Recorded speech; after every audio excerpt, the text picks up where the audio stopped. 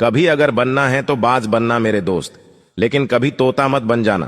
तोता बोलता तो बहुत है, लेकिन ज्यादा ऊंचाई तक उड़ नहीं सकता है। बाज बोलता कम है, लेकिन सबसे ऊंचाई पर उड़ता है। बाकी पक्षियों का राजा होता है बाज। आज आपको 6 पॉइंट्स बताऊंगा जो कि हर इंसान को बाज से सीखना चाहिए। लाइफ की बहुत बड़ी सीख इन लर्निंग पॉइंट में। पहला पॉइंट, बाज अकेला उड़ता है और बाकी पक्षियों के मुकाबले सबसे ऊंचाई पर उड़ता है। बाज कभी भी चिड़िया या छोटे पक्षियों के साथ नहीं उड़ेगा। बाज को आपने देखा होगा, बाज के साथ उड़ेगा या अकेला उड़ेगा।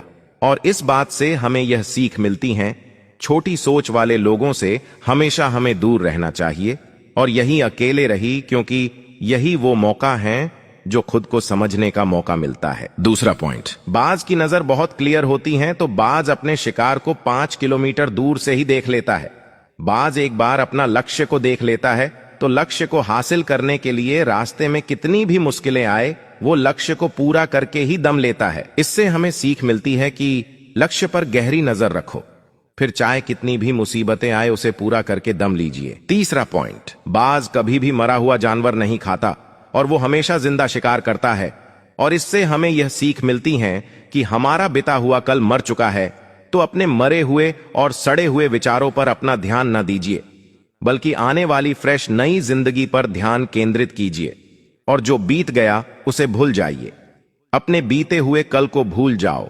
तुम्हारे बीते हुए कल की जगह है, तुम्हारे बीते हुए कल में उसे वर्तमान से मत जोड़िए, क्योंकि एक बार अगर आपका बिता हुआ कल वर्तमान में आ गया तो आपको वर्तमान में जीने नहीं देगा। कल आपके साथ कितना भी बुरा क्यों ना हुआ हो और वो यादें सब मर चुकी हैं, तो उन पर ध्यान मत दीजिए। कहने का मतलब है, बाज की तरह बनो जो कभी भी मरी हुई चीजों को नहीं खाता। चौथा पॉइंट, जब आंधी तूफान आता है तो बाज बहुत खुश होता है। जब बारिश होती है बाकी सभी पक्षी छिपकर बैठ जाते हैं, लेकिन बाज को बहुत मजा आता है। जब हवाएं चलती हैं तो बाज उन हवाओं के सहारे और भी ज्यादा तेजी से उड़ता है। बाज उड़ते उड़ते इतना ऊपर उड़ जाता है कि बादलों से ऊपर चला जाता है। तो इस बात यह सीख मिलती है, मुसीबत में भी मजा ढूंढो। कहने का मतलब साफ है, आप भी बाज की तरह अपने अवसर को पहचानिए। जिस दिन आपने अपने अवसरों को पहचान लिया, उस दिन आप मुश्किलों के सबसे ऊपर होंगे और आपकी मुश्किलें नीचे होंगी। पांचवा पॉइंट, बाज अपने घोंसले से सॉफ्ट घास को निकाल देता है। पता है क्यों? क्योंकि जो बच्चा होता है ताकि कंफर्टेबल ना रह सके, क्योंकि बाज का बच्चा अगर कंफर्टेबल हो गया तो वही रहना पसंद करेगा।